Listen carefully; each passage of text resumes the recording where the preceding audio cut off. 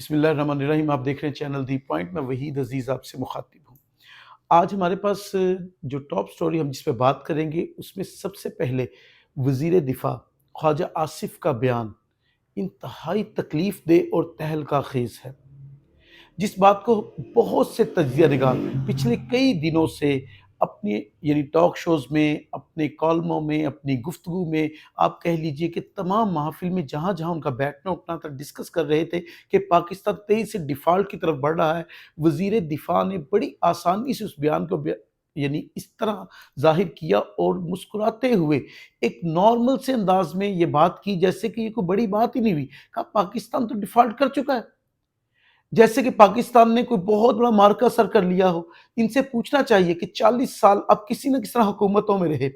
40 سال آپ نے اس ملک کے وسائل پر کسی نے طرح قبضہ کیا، 40 سال آپ نے اس ملک کے وسائل سے نفع اٹھایا، آپ نے بڑی بڑی جائیدادیں بنا لی۔ آپ کے جو بڑی قیادت ہے اس نے ملک سے باہر جتنی بڑی بڑی جائیدادیں بنائی اس ملک کے وسائل کو استعمال کر کے، کیا وہ اس لیے تھا کہ آپ بڑے آرام سے کہتے ملک ڈیفالٹ ہو گیا؟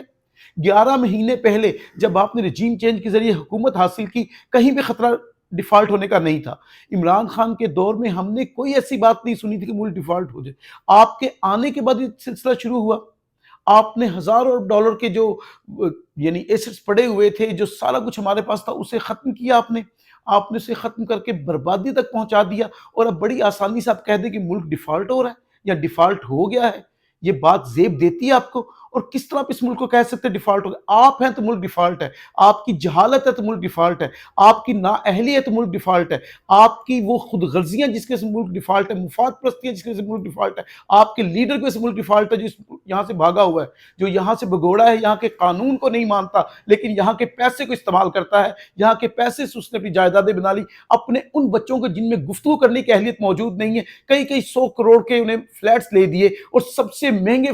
جگہ فلیٹ لے کے رہ رہا ہے اور بڑی آسانی سے رہ رہا ہے۔ اس لیے ملک ڈیفالٹ ہوا ہے کہ آپ کے لیڈر پیسہ کھا گئے، آپ پیسہ کھا گئے ہیں، آپ نے نقصان پہنچایا اس ملک کو، آپ کی قیادت نقصان پہنچایا اس ملک کو، اور آپ اب یہ کہہ رہے ہیں ملک ڈیفالٹ ہو گیا۔ آپ پر تو مقدمہ بننا چاہیے، اعلیٰ عدلیہ کو نوٹس لینا چاہیے اس پر۔ یقیناً یہ ملک سب کا ہے، ہم سب کا ملک ہے، یہ ملک صرف چند لوگوں کا ملک نہیں ہے۔ یہ اداروں کو حرکت میں آنا چاہیے اور پوچھنا چاہیے وزیر دفاع سے کہ آپ نے بیان کس طرح دے دیا ملک ڈیفالٹ ہو رہا ہے۔ پہلے ہی ایک عجیب چہ میں گوئیاں ہیں کہ ہمارے ایٹمی اثاثے خطرے میں ہیں، یہ حکومت سیکیورٹی رسک بنی ہوئی ہے، اور یہ کہا جا رہا ہے کہ بہت سی ایسی میٹنگز ہوئی ہیں جن میں ایٹمی اثاثے ڈسکس ہو رہے ہیں، یہاں تک خوف پھیلا ہوا ہے کہ شاید گروی رکھنے جا رہے ہیں ایٹمی اثاثے کو۔ ہم نے اس کے لیے قربانیاں نہیں دی تھی، ہم نے کئی سال کی جو غربت کاٹی، سانس پر کاٹی تھی کہ ہم کم از کم دفاعی طور پر بہت مضبوط ہے۔ تو یہ اگر آج ہمیں وزیر دفاع یہ سبق پڑھا رہا ہو کہ ہم ڈیفالٹ ہو گئے، تو سوچئے کہ سارے کام کو جب ان کے قائدین حکومت میں تھے تقریباً 34 سے 35 برس لگے آئی ایم ایف کو ہمیں اس جال میں پھنسانے میں اور یہاں تک لانے میں، اور یہ بار بار اپنی عیاشیوں کے لیے قرض پکڑتے رہے اور ملک کو اس سطح پر لے آئے کہ آج آپ کہہ دیں کہ ملک ڈیفالٹ ہو گئے۔ اس ایک لفظ نے ہر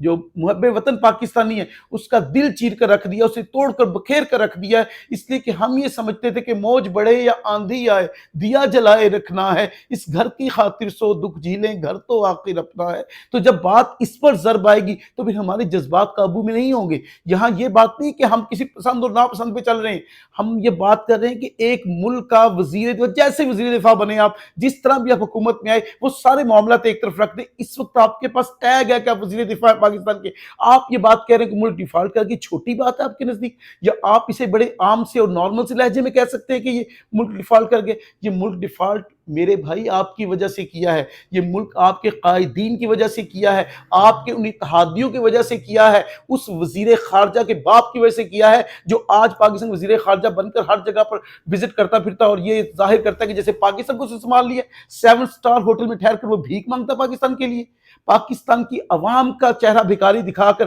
اپنی تجوریاں بھرنے والی یہ لوگ کہہ دے پاکستان ڈیفالٹ ہو گیا، پاکستان تو انشاءاللہ قائم رہے گا۔ اور دوسری بات، اسی جماعت سے جو ایک اور بات اٹھ رہی ہے وہ کیا ہے کہ وہ یہ ہے کہ عدلیہ مخالف مہم جو ہے وہ باقاعدہ ایک منظم طریقے سے چلائی جا رہی ہے، اور چلانے والے کون ہیں؟ مریم نواز صاحبہ، جن سے کبھی کسی خیر کی بات کی توقع ہی نہیں ہوتی، جن کی گفتگو شروع ہوتی ہے عمران خان اور ختم ہوتی ہے عمران خان۔ وہ صبح اٹھتی ہیں تو عمران خان، رات کو سوتی ہیں تو عمران خان۔ ان کے حواس پر سوار ہے یہ عمران خان۔ ان کو تو یہ غرض نہیں کہ لوگ مر رہے ہیں جی رہے ہیں، انہیں یہ غرض ہے کہ عمران خان کی پاپولیٹی کیسے کم کیا جائے۔ بی بی عمران خان کی پاپولیٹی کو کم کرنے کے لیے آپ کو اپنی صلاحیت بڑھانی ہوگی، آپ کو کوئی پازیٹیو کام کرنے ہوں گے۔ آپ کو بڑی بڑی جہاں آپ جائیدادوں میں رہتی نا، آپ کہتی تھی میری تو جائیداد پاکستان میں بھی نہیں ہے، باہر تو دور کی بات ہے، پھر اس کے بعد تسلیم کر لیں کہ میری جائیدادیں ہیں۔ عمران خان میں اور آپ میں یہ ڈیفرنس ہے، یہ ڈیفرنس آپ کو سمجھ بھی نہیں آ رہا، اور آپ جو ہے بیوقوفوں کی طرح گفتگو کرتی چلی جا رہی ہیں اور ہر بات کو عمران خان سے شروع کرتی، عمران خان پہ ختم کرتی۔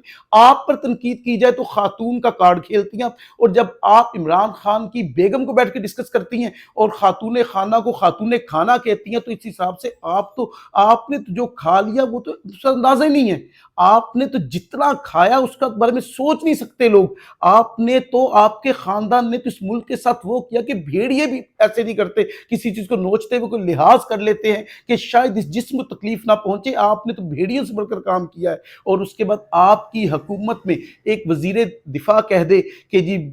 ہم ڈیفالٹ ہو گئے، کیا یہ آسان معاملہ ہے؟ یا آپ اس سے بچ سکتی ہیں کہہ کر کہ حکومت ہماری نہیں، حکومت آپ کی ہے، آپ نے حکومت چھینی ہے، عوام کے مینڈیٹ کو چھینا ہے، آپ نے عوام کی سوچ کو دکھ پہنچایا۔ یہی وجہ ہے کہ جہاں آپ جاتی ہیں وہاں چور چور کے نعرے لگتے ہیں، اور یہ مزید لگیں گے، اس لیے کہ آپ کی حرکتیں ہی ایسی ہیں، اور انہی حرکتوں کی وجہ سے لوگ جانتے ہیں کہ آپ کیا کرتے پھرے، اور جو آپ اس وقت عدلیہ کے خلاف مہم چلا رہی ہیں، اس لیے کہ آپ کو خوف ہے کہ جو نیب ترامیم کیس ہے اس میں وہ جو فیصلہ ہے وہ کہیں جو آپ نے ترامیم کی ہوئی اپنے مفاد کے لیے، فائدے کے لیے، آنریبل ججز جو ہیں اسے ریوائز نہ کر دیں، اور آپ اسی مشکل میں آپ پھنسے کہ جس میں آپ پہلے سے موجود تھی۔ وہ مشکل نہیں تھی، وہ حق تھا، آپ کو حساب دینا ہوگا اس عوام کے پیسے کا جو آپ نے کھایا ہے۔ ان کیسز کو کیسے آپ معاف کروا سکتے ہیں جن پر آپ نے ساری زندگی جن کے ذریعے سے پیسہ بنایا ہے، اور آج آپ چھوٹی چھوٹی جگہ ورکرز کنونشن کرتی ہیں اور اپنے ہاتھ یوں ہلاتی ہیں جیسے سامنے کروڑوں لوگ موجود ہوں۔ آپ کبھی عوام میں نکل کر دیکھیں، لوگوں کا غم و غصہ دیکھیں۔ جو لوگ 272 روپے پیٹرول ڈلواتے ہیں نا بی بی،